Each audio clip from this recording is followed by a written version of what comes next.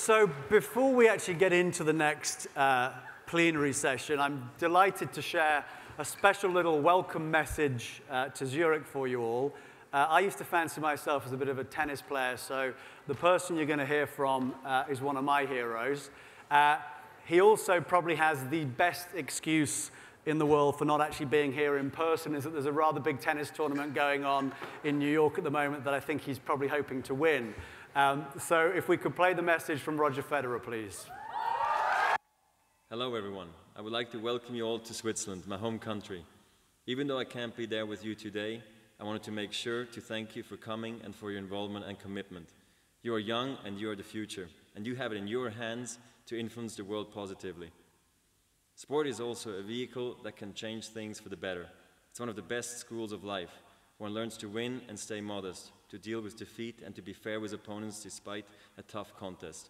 I think if you really believe in something, things that you only imagine in your wildest dreams can become real.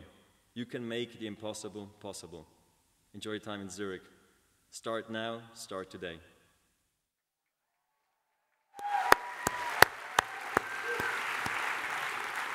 I was secretly hoping he might get knocked out really early so he could come back, but it didn't happen. A special thank you to Karina Muller-Moll for actually managing to get him to do that for us. So I'm delighted to welcome on stage someone who's been a big supporter of One Young World right from the very start, Nick Keller, who is going to chair the next session. Nick is the founder of Beyond Sport. He's somebody who has spent his entire life working in and around sport, and I guess because of that, it wasn't really a surprise that he would then go on to found Beyond Sport, which is an organization that looks at how it can use sport to affect positive change and really just create a very positive impact in the world. So without further ado, I will hand you over to Nick. Nick. Also viel Leute, die zum Beispiel Moslem, am Kloster wohnen, Hindus, thank you. Hindus am Kloster wohnen. Kate has a microphone. Yes, thank you so much. Kate's hopefully not going. There we go. Hello, everyone. How are you? You have been utterly inspirational today. I've been sitting listening to some absolutely phenomenal speeches. You are a deeply impressive group, and that's probably the way to start it. Your passion, excitement, your eloquence in what you're trying to say has just been astounding. You're very proud of yourself so far. And if you can just hold with us for the next hour or so, I know it's been a long day, but we're going to have a fantastic discussion now around sport. I'm actually going to check, are the rest of the panel around? Because I'm going to get them seated. Are you there, guys? Excellent. They're going to come in. So can I just welcome on the rest of the panel? You can come on, guys, and I'll introduce you as sitting down. We've got Adam, Andy, Clarence, and Rob. Sorry to the girls. This is a slightly male-dominated panel. Just sit as you wish, guys. So before I introduce everyone, I just wanted to set the scene slightly, because since we were together last time at One Young World, how the world has changed. It couldn't have been more dramatic. We've had just mind-blowing natural disasters. We've had a banking and crisis that's gone bananas. We've had riots on the streets of London, cities imploding and overcrowding, and we've had the uprising and people really screaming for freedom and geopolitics that we couldn't quite imagine. And so just the one big thing is, with all that massive stuff happening, is there a place for sport? Does sport mean anything? Is it just a pastime? You know, guys, get off the stage. You know, we like watching sport, we like participating, but it means nothing more to us. And it can't have any greater impact. And that's what we're going to be talking about today. So I'm just going to do a quick introduction. And I'll start the furthest away. We have Clarence Seedorf, ladies and gentlemen, one of the greatest. So, AC Milan, One Young World counsellor, which is the biggest. He's the only player to have ever won 4 Champions Leagues playing for 3 different clubs. He's probably one of the most gifted footballers of his generation. But coupled on that, if we just put that to a side, that's talent and hard work. What he does within the community, and there can be very, very few sportsmen in the world that are actively participating in their sport at a very highest level and giving so much back to the community who really understood what their role is within society. He runs a non-profit Champion for Children Foundation, does fantastic work. And listen to this. This year, ladies and gentlemen, he was appointed the Order of the Orange Nassau in Netherlands and was knighted. Sir Clarence.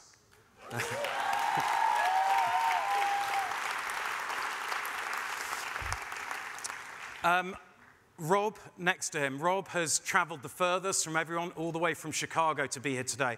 He's one of the absolutely. Lovely. There we go, America.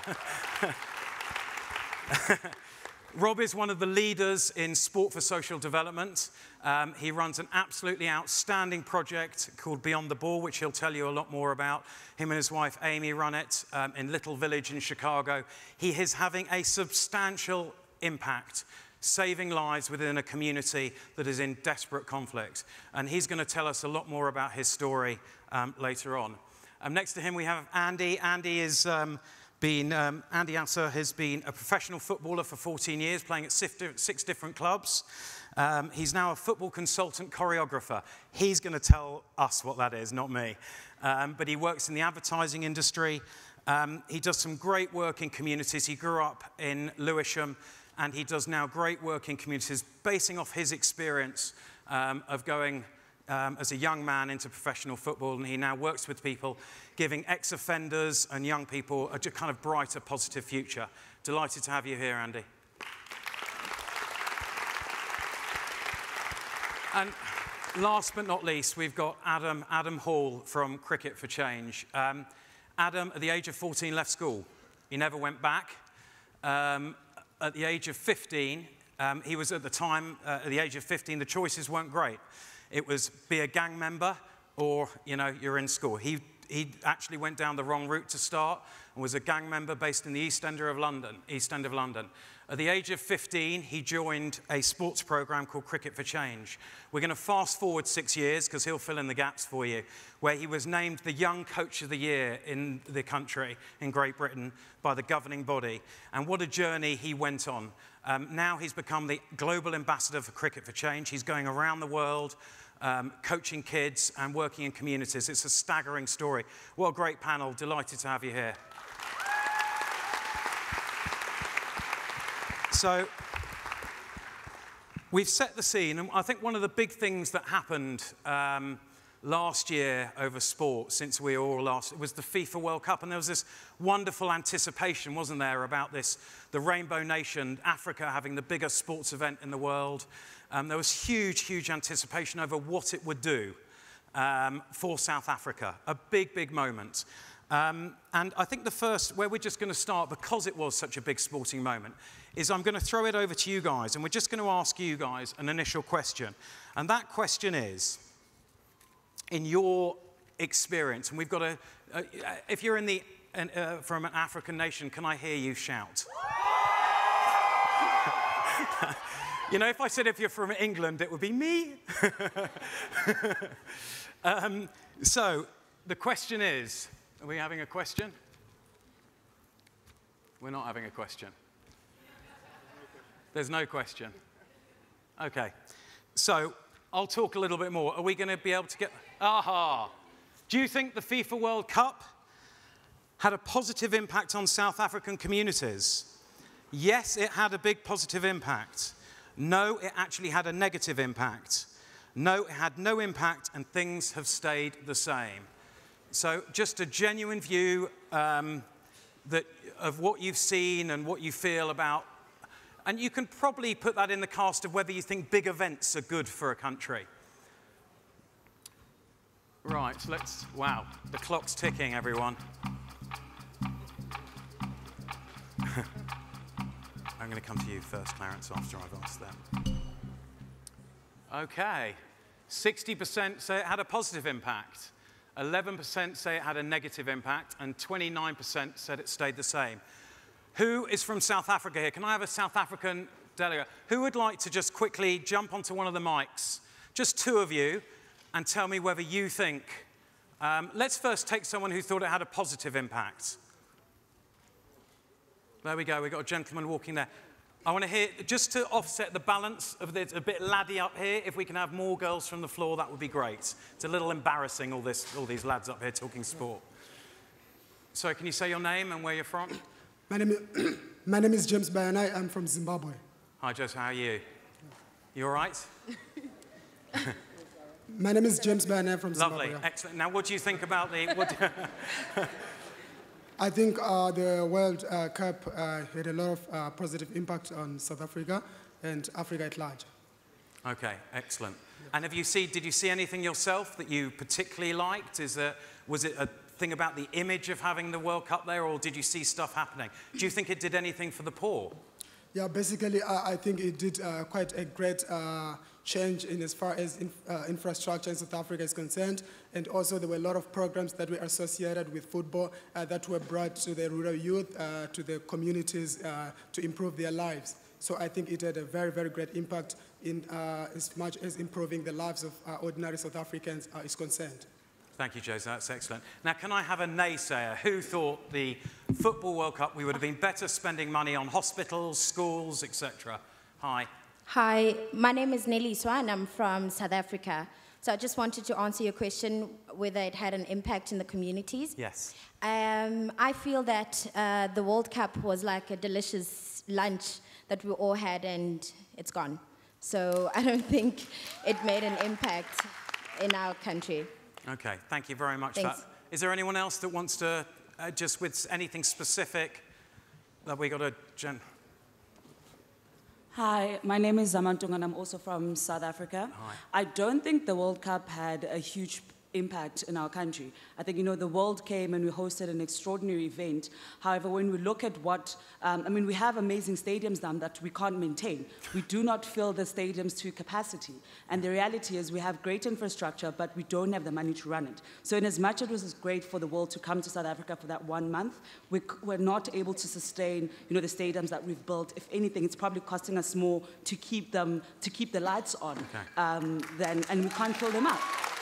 Okay, so I'm just going to, we'll come back to the floor. We'll come back to the floor a little later. I'm just going to go to Clarence, you were commentating for, who were you commentating for down at? For BBC.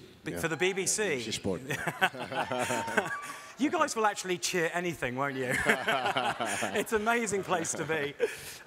So, Clarence, what was your experience during the, I'm going to sit down, during the World Cup? Did you feel that there was any major benefit? Well, of course, this is the feedback that is more important in my opinion. I haven't been back in South Africa after the World Cup. I can say that my feeling and my worries before the World Cup were exactly what I just heard. I think that South Africa most probably gave more to the World Cup than the World Cup to South Africa. Yeah.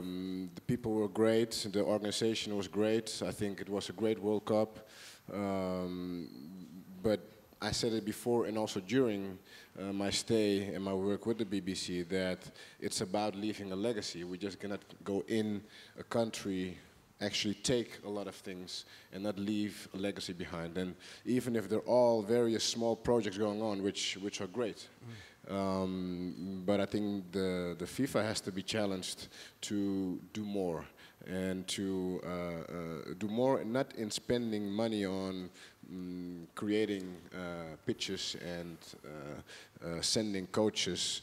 I talk about the biggest organization in the world, it's the biggest entertainment in the world. It's because of the people that people like me, players like me can have what I have and that I've had a career that I have had until now. So we have this responsibility to make sure that the projects that are being implemented in these type of countries are long-lasting, and I think that's what missed after the World Cup.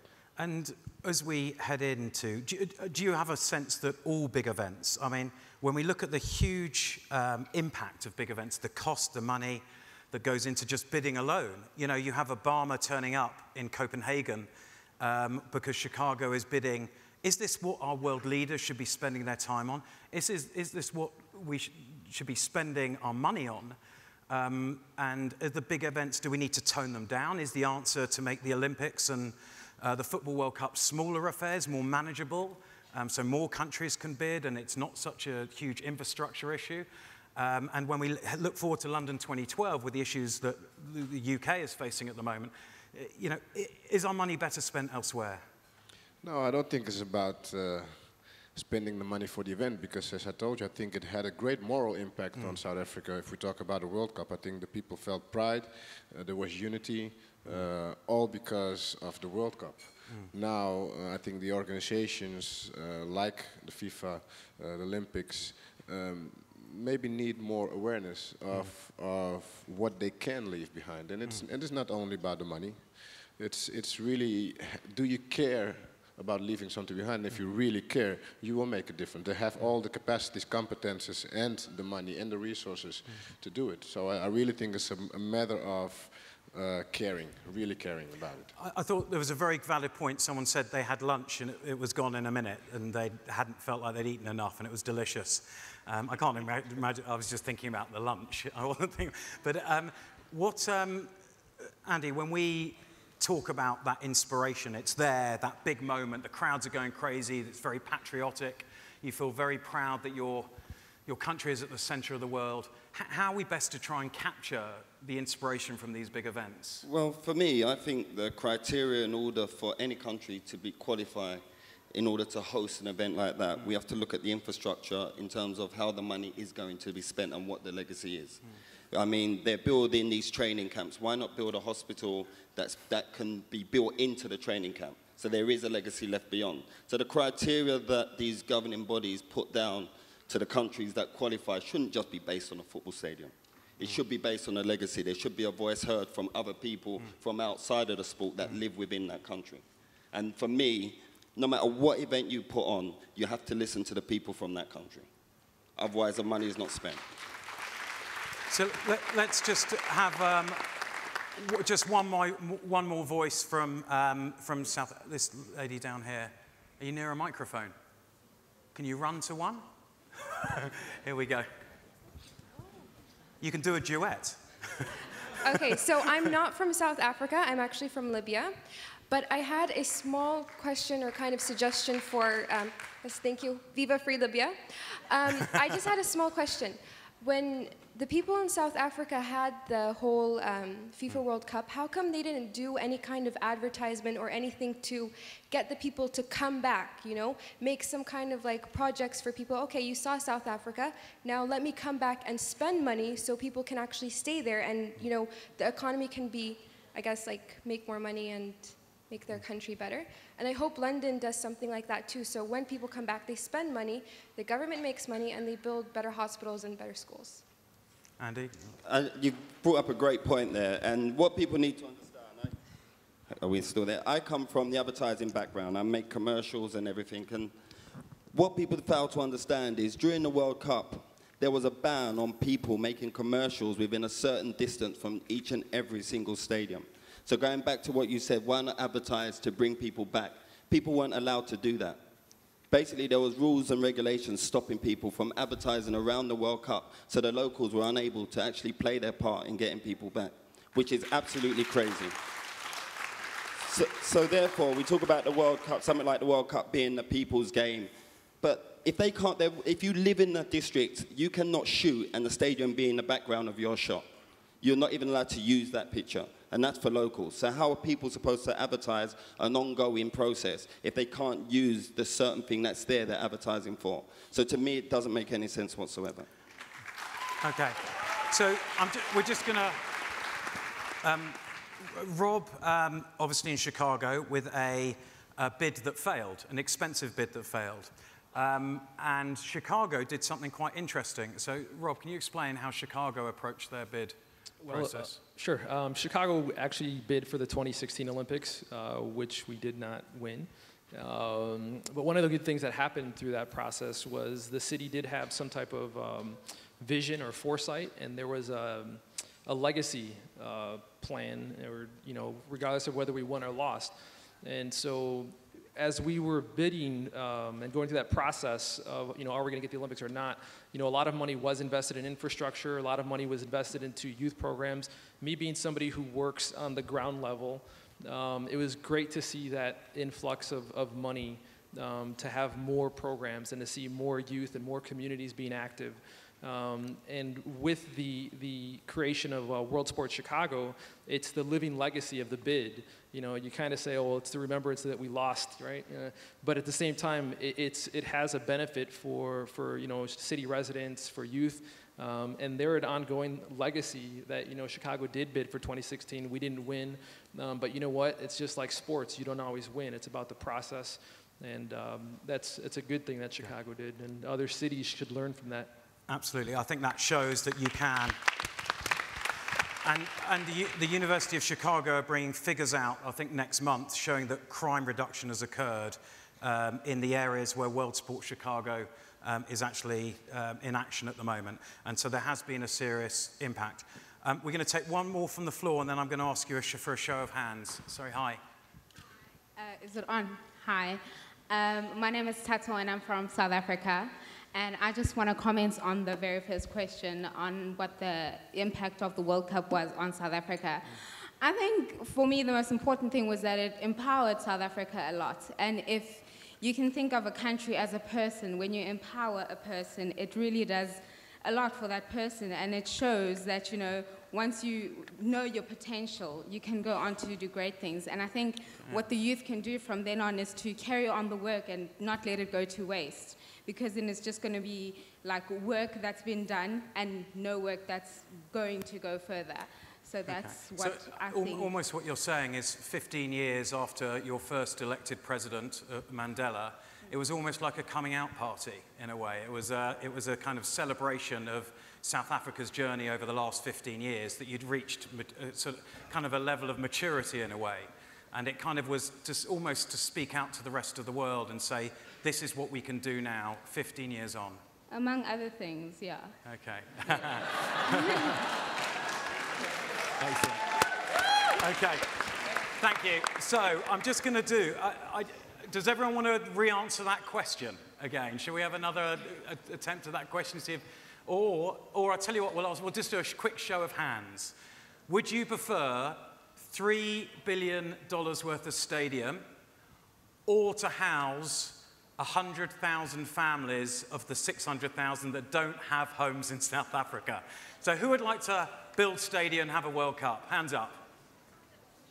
Oh, the question's gone up again. All right, let's do the question again. See if anyone's views have changed.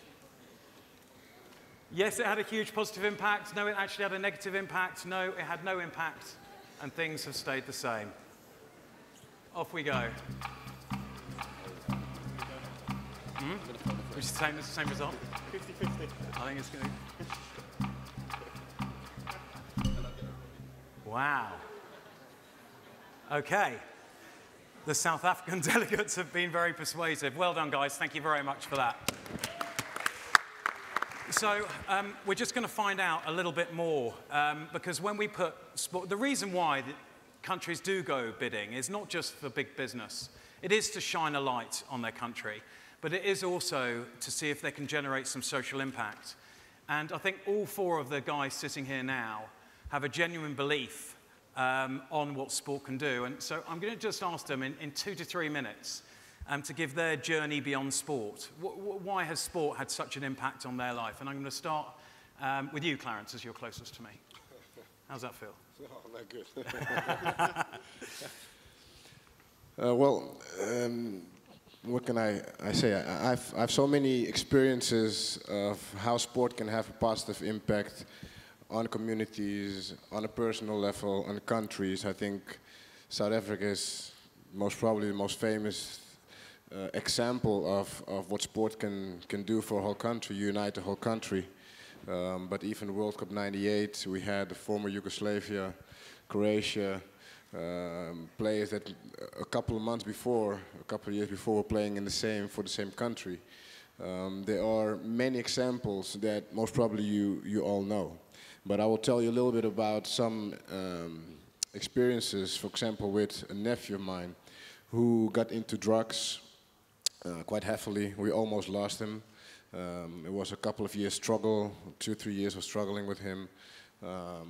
At the end, when he had his medication, he gained like 20 kilos, and he was quite depressed now because of how he was looking. He was a sportsman before, he was an athlete before, he could have become a professional football player. Didn't make it because of these problems. So he had like 7 years of struggling with his own life. It was sport that brought him back. Yes, he had his meetings with the psychologists and psychiatrists, and he had his medicine scheme to follow. But the thing that really changed him was sport. He found the strength to start exercising again, losing some weight. The moment he saw that he actually was losing weight, that empowered him to keep it on and to move it further. He lost like 15 kilos in a year, working literally his ass off every day. He brought things back to a normal state for him within 2 years. This was 2 years ago. He kept on playing with a team in an amateur level.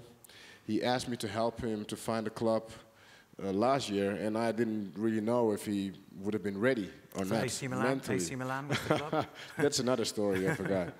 But the fact is that he just signed a couple of weeks ago with a Serie B team in Holland, a professional contract, after 7 years. And just to say that on an individual basis, sport has made a difference in his life, and now he's back to normal, feeling great, performing and doing what he liked most.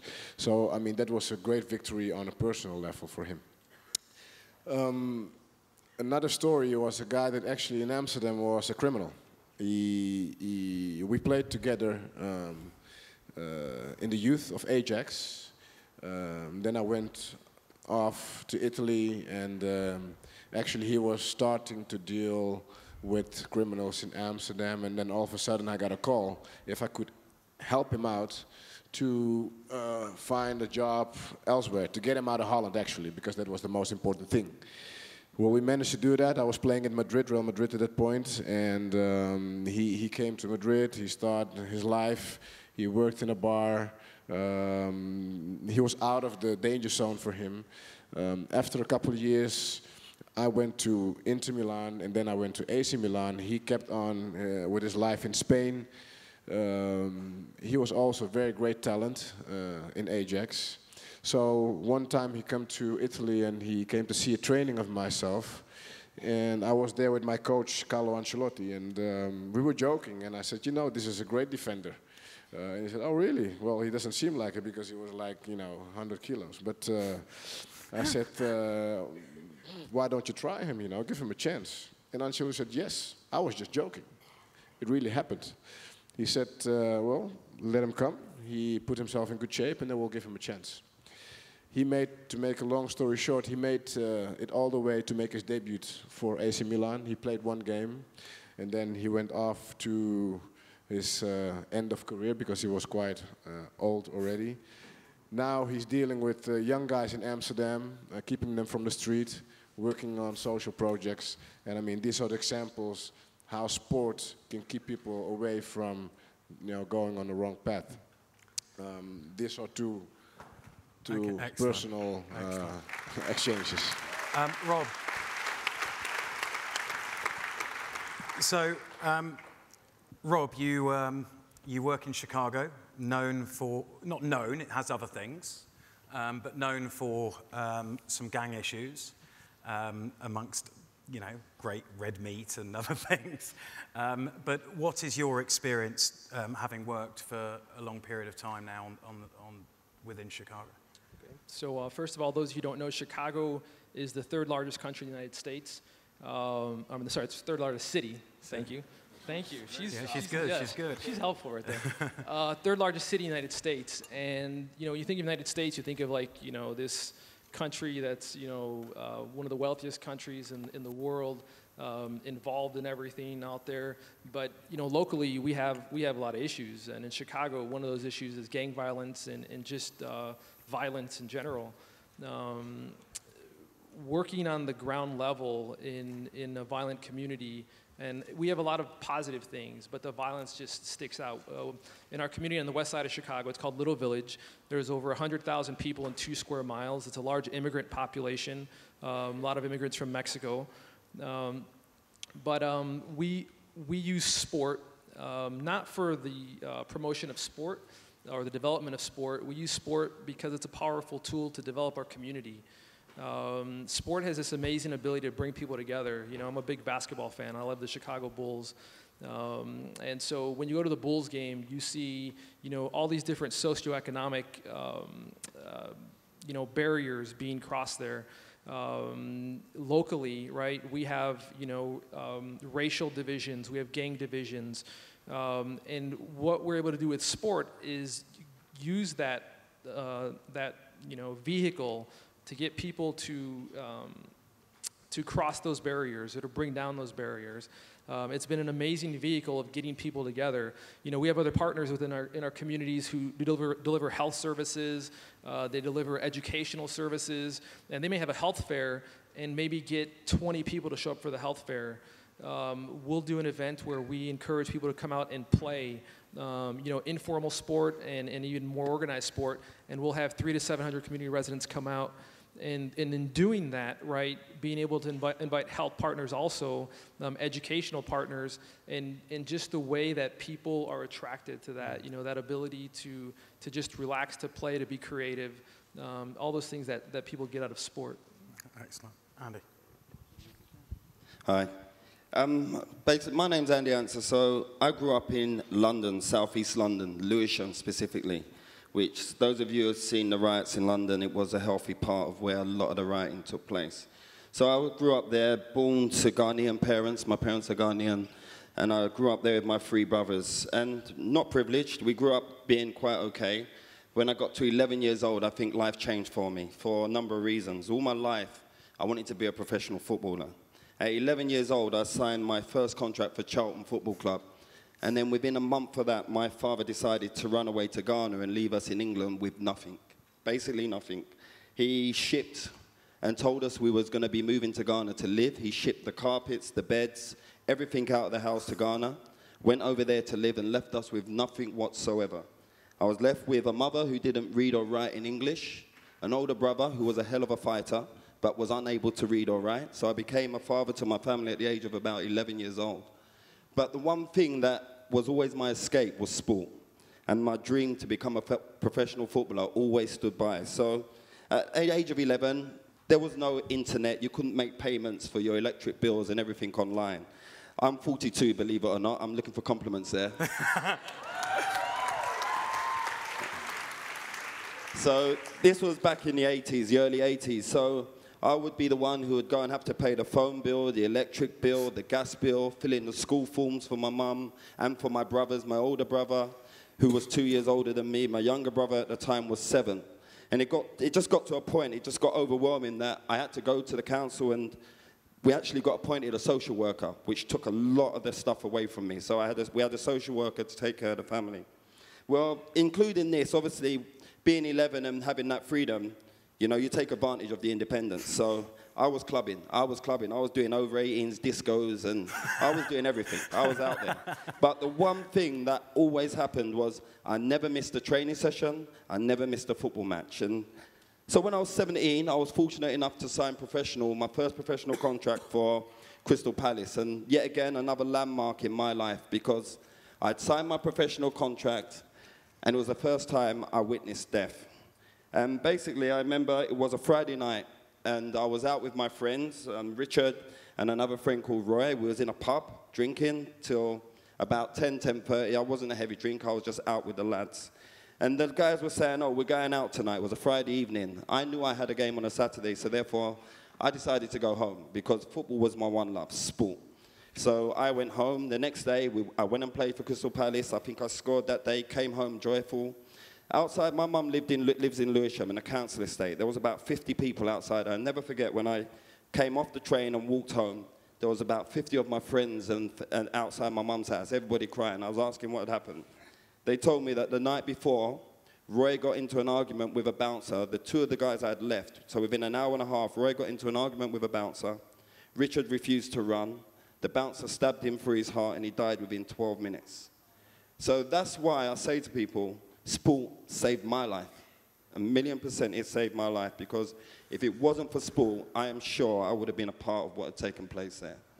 From there, life's carried on. Life's carried on for the good. I've gone on to play professional football for 14 years, managed to be married. I have 3 children. I have a son of 17 who plays for Arsenal. He's a professional footballer now.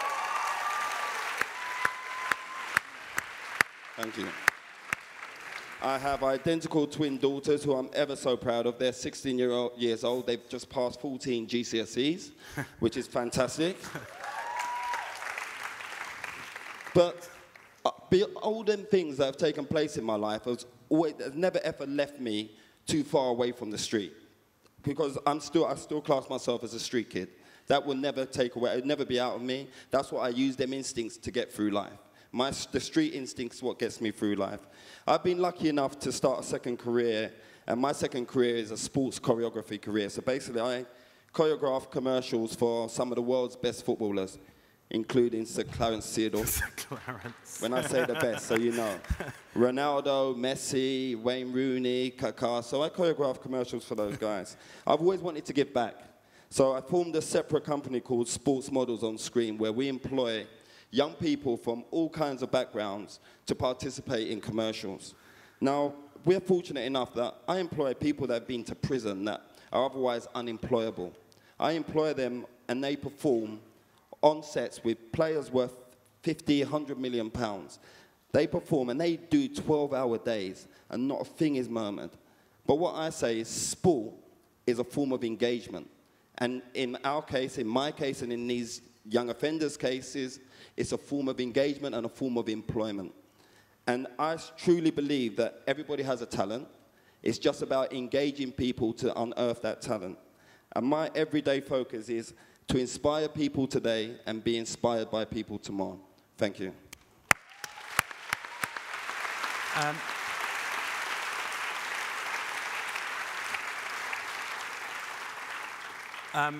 Adam, how did you go from 14-year-old gang member to cricket coach, young cricket coach of the year?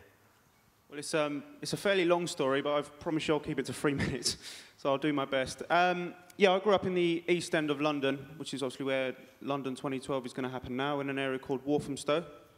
Hooray! So Chicago gets a cheer, but Walthamstow doesn't. Okay. So I grew up in the East End of London. I grew up on a council estate as well, just like Andy. I won't say it was deprived, but opportunities were few and far between. I'm totally different to the guys. I had no interest in sport whatsoever. All I wanted to do was just earn some money, really, because I thought money leads to success. That was my motto when I was younger. You get money, you're successful. And I left primary school, went into secondary school, and I found the jump was big. I thought it was a big jump. I was like, I can't handle this, because in primary school, you're colouring in, you're doing 2 + 2, and then you go to secondary school, and it's coursework and assignments, and you've got to wear a tie, and it just blew my mind. So, yeah, that was me, yeah. So I decided to leave. I said, I've had enough of this, and it took a process of about a year where I was just constantly getting excluded from school, constantly kept getting sent home. I had about 6 months of just constantly bunking and never really going. And one day I made that decision and said, oh, you know what, I'm just not going to go. But then that brought up a problem within my life where I had nothing to do. So I just started to hang around, got into a bad crowd at about the age of 14 or 15, and ended up joining a gang in the East End of London, which obviously the East End of London is notorious for its gang. And within the area I was in, which isn't very big, there was over 100 gangs in the area that I grew up in. So it wasn't hard to find one, really. But on a serious point, once I joined, I felt like I'd got something that I never had in my life before, and I got a sense of belonging. Like I'd belonged to something. Like these guys, although we were doing bad stuff, and we had days where we'd carry knives, and we thought it was cool to do that, and we'd had days where we'd just go into a newsagent's and we'll rob, or we'll steal a car, which was probably one of the biggest extreme thing I did. We thought that was cool. And that gave me a sense of belonging because these guys were giving me some sort of respect. And I'd never had respect before. Teachers were saying, you can't do this, you can't do that. I had a home life as well that sort of said that you can't do this and you can't do that. And for the first time ever, these guys were going, yeah, you can do that, you can do that. And I thought that was cool, and I thought that was amazing. And so I kept going on with this, and lucky enough I was quick, so I never got caught or got into trouble. And at the age of 17, on my housing estate, I saw some cricket, which I thought, this is strange. What's cricket doing on my housing estate? Because obviously living in inner city London, you don't see cricket very often. It's played obviously out in the sticks, out in the countryside. There's no green areas near where I live. It's multi-storey high-rises. So I was interested. I was intrigued. It really intrigued me. So I walked over. And there was a guy, and he was delivering cricket, and it was a form of cricket called Street 20 Cricket, which is what the organisation I work for now, which is quick, fast urban cricket, which actually originated from the Caribbean. So they took it from the Caribbean, brought it here, thought it'd be brilliant for inner city housing estates. So I started playing, and I just felt incredible when I started playing cricket. And I'd never played sport, didn't do PE at school, thought I'm not going to do that. So I did it. I just felt incredible because people going, that's a great shot, Adam. That's a brilliant catch, Adam. You've done well there. That's fantastic. And I was getting a lot of respect from these guys. And over a period of a while, I asked the guy who was a coach, I said, because obviously I wasn't at school, I wasn't in college, I wasn't doing anything. I said, can I come and volunteer with you? Can I just come and hang out with you? And I did. That's what I did. And over a period of about a year, I squeezed my way out of all the bad stuff that I was doing and entered into this world of literally volunteering and not getting paid. And the reason why I weren't worried about getting paid is because I was going there, I'd learned to become a cricket coach, and I was delivering sessions to young disabled children, which was quite inspiring to me. So young people in wheelchairs, young people that were blind. Don't ask about blind cricket, that's a different conference. But it does happen. So we were teaching lots of different, very young people. And there was a moment in my life which I remember, and I was teaching cricket to a lad who was in a wheelchair, and he was really struggling to hit the ball. He had limited movement, and he hit it eventually, and he had the biggest smile on his face because I helped him hit that ball. And it thought in my head, I thought, I'm such an idiot. All my life I've gone through thinking, you need money, you need to do this, you need respect. Or actually, I've got the ability to help others. I can help others. So from that moment forward, I then helped, and I got employed by a charity who were the charity that came to deliver the session on my housing estate called Cricket for Change, who use cricket as a vehicle to change young people's lives. I got employed at the age of 17. I'm now 23, unlike Andy, believe it or not. I've been there for a while, and I've done some incredible things. I've done some things that I would never, ever have done unless sport came into my life. I've been to all over the world. I've been to India, I've been to all over Africa. I've even been to Afghanistan a few times and delivered cricket to young people that are affected by the conflict. And the big thing for me is about using the vehicle of cricket, and it doesn't matter whether it's actually rugby or football or any sport, but using that as a vehicle to change young people's lives. So that's why I do that, because I want to inspire people by my story and say that you can do better with your life. You can have some hopes, dreams and ambitions and move forward in a positive direction. And I see Nick waving. So, I'm going to come back to you. I'm going to come back to you, Clarence, in a minute. But Rob, just a quick thing. You talked about what you do with Beyond the Ball, but what was your trigger? What got you to the point where I need to set up a program? Because you're a businessman. 10 years ago, you were running a business. Your wife was a teacher, and suddenly it's a different story 10 years on. What happened? What was your engagement? You've got your engagement, and we've heard some amazingly powerful stories. I feel like I'm on Winfrey at the moment. Sure. Some amazing stories going on. But Rob, what happened? What was your engagement? So I grew up playing sports on the south side of Chicago in a pretty rough neighborhood. It was common to see people getting shot, shootings, gangs. But for me, the outlet was playing baseball, playing soccer, playing anything, basketball. But my dad got a job in the steel mills, started making a little bit of money, and we ended up moving out of the neighborhood because the neighborhood was what people would call bad. And for me, my family was there, my friends were there. I couldn't understand at the age of 9 why we would be leaving home because other people were making it a bad place. Growing up, You know, after college, my wife and I got married. She was going to be a Chicago public school teacher. And we knew that wherever she was going to teach, we wanted to be involved in that community. So back in '98, she got a job in Little Village, the community that we work in now. And, you know, one thing I noticed right away, I would volunteer as a coach at my wife's school. And one thing I noticed right away is you'd have kids come up to you, be like, "Hey, coach, you know, can I stay after school today? Right now, the gangs, they're trying to get me to join, or they're trying to jump me after school." I'd be like, "Sure, no problem." And you know, and as an adult in their lives, you'd be like, "Well, you know, do what's right, get your education, don't give in to the gang intimidation." Well, after living there for a year, we would have anywhere from like 30 to 50 guys out in front of our house gangbanging. And, you know, if you're not familiar with, like, gangbanging, that's like, you know, guys shooting, guys getting shot, you know, throwing bricks and bottles at cars. And this would happen, like, 6 days a week, probably, you know, 3 or 4 hours a day.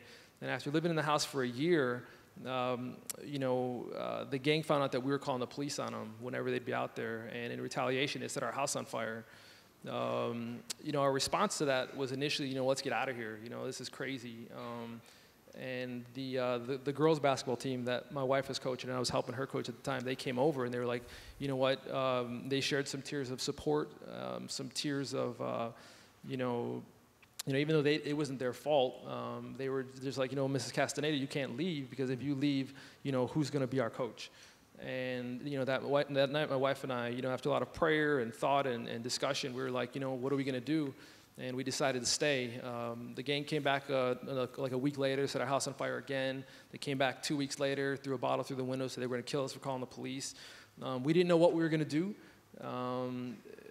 but we knew we were going to stay. And that was the easy decision. The hard decision is, you know, how do you help kids and families who are growing up with this lifestyle of violence to not adopt that lifestyle of violence? And for us, it was just doing what it was that we were doing. That was sports. Yeah. You know, we work with over 1,000 kids in the community, over 3,000 community residents. You know, we have kids who we've buried. We have kids who are serving, you know, life terms in prison. We have kids who have graduated from college and now they're teachers in the neighborhood or accountants in the neighborhood. So, you know, my trigger has just been my own personal experience and firsthand being able to see, you know, sport, you know, make relationships. And not that sport rescues people, but sport, you know, as a coach, it puts me in a position to build relationships with kids to help them make, you know, positive choices. Yeah. And just quickly, you guys were pretty young when you were experiencing this. Rob, what age do you have to start with kids to get them before it's too late? So initially, we were dealing with mostly middle school, high school, 13 and up. About 5-6 years ago, we started working with kids as low as like 5 years old, kindergarten. You know, when you start with them, most programs will start with kids in those middle school years. But by the time they're in middle school, they've developed, you know, this, not saying they're going to be in a gang, but the normalization of gang culture or violent culture. You know, they look at it as, oh, I can be a fireman, I can be a policeman, or I can be a gang member. So we start with them when they're 5 years old, and we take them all the way up to post-college. Okay. Clarence, do you feel a moral responsibility as a massive sports star athlete to give back? Because you do a huge amount. But do you feel a moral responsibility to do it, or do you feel that? And we're going to ask you guys this question as well in a minute. But do you personally feel that you have a moral responsibility to do it? Yeah, but actually, I think it's more important what they think. I think we have spoken enough.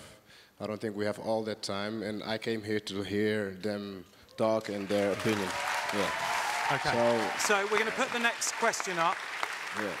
So we're going to put the next question up, which is, do sports personalities and famous athletes have a moral responsibility to give back to their communities? Yes, they have an obligation to give back. No, they have no responsibility to give back. No, but they should behave themselves. Clarence. Define behave yourself.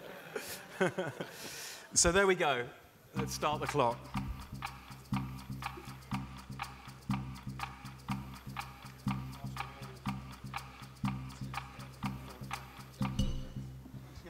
Yes, they have an obligation to give back.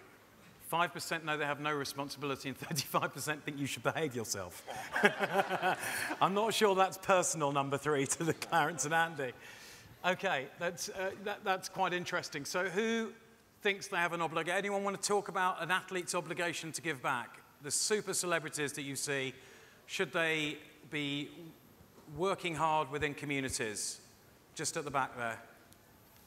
Yes, as a sportman and also a member of my university sports committee, I know the importance of sports, as in, because sports brings about teamwork, and I also believe the athletes, okay. Your lips are okay, as they're saying, sportmen, okay. The sportmen should give back, yes. For example, like Kanu Nwankwo, with his Heart Foundation, has been able to save a couple of lives in Nigeria, even more than 1,000.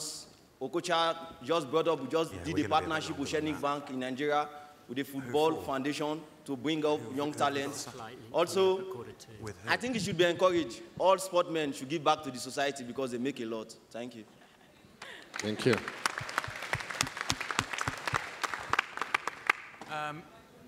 So I think the one that spoke but didn't speak. That didn't speak, I yeah. no idea. All right, I don't necessarily think that they've got a moral obligation to give back, but they need to understand the sort of communities that are coming from and then decide that they need to go and give back, because otherwise you don't necessarily want to be in a community that's impoverished and that's facing a number of challenges and not encouraging sports development. So like the gentleman with the black T-shirt, I mean, he saw that in his community things were not going well, and he just decided that, no, let me go back and change the situation and get young kids out of the street so that to avoid violence and corruption and them going to prison. So it's not a moral obligation, but I think to a large extent you do have a responsibility to go back and decide, you know, I want to give back, I want to help to develop this community and take it to the next level or whatever, in whatever way that you want to do that. Yeah? Okay, yeah, so Clarence, sorry. No, I just want to jump in on this. I think it's totally correct, but there's so many ways of giving back. I mean, celebrities in general, I absolutely agree that they should be more aware of their position and of what they can achieve only by words, by the behavior. It's not only going into communities and do some hours juggling with kids and stuff. Those are not the projects, they're not the actions that are going to last, you know, forever with the kids. I think it's more important in communicating the right values of life, communicating through, I mean, if I look at an interview that I did before a Champions League match, I was talking directly for 5 minutes with 500 million people in the world. 500 million. And then I asked myself, what do I do with these 5 minutes? Am I just going to say, oh, I scored this great goal, I'm so happy, thank you, mommy, thank you, daddy, I love you all? Or will I say, you know, hard work pays off? With those words, most probably, I did much more than I could do just going into community, juggling a little bit with some kids. And these are the type of things, it's about awareness. It's about awareness. So we're just going to have, we're going to do one last question, because what I want to do is get a gauge from all of you guys out there what you feel about sport and whether it does have a power to change communities, whether it is relevant to some of the burning issues that you've been talking about the whole time very eloquently. So this question is, where do you think sport has the power to make the most difference? Sport has the power to make the difference in all these issues equally: health, education, crime reduction, conflict resolution, social inclusion, the environment. Sport has no impact whatsoever. And I'd like to see anyone who chooses 8 outside. So off we go. So which one can it have the most impact? Does it hit all these areas, or does it have no impact whatsoever? Okay, fantastic. So it has involvement across all these areas. Social inclusion, is that social inclusion has the most? So sport acting as an inclusive part of having people involved, and health as well, and crime reduction. We have clearly run out of time. You have thousands of questions, so we'll have to draw. I just want to say a particular thank you to Nick. He's become a very dear friend of mine. He runs several sports award schemes, but also the most amazing foundation for using sport to help communities. Rob is from one of those projects. Our beloved councillor, Clarence, for bringing Andy along. Andy, thank you so much. Yeah. Andy and Adam, Rob, absolutely inspirational.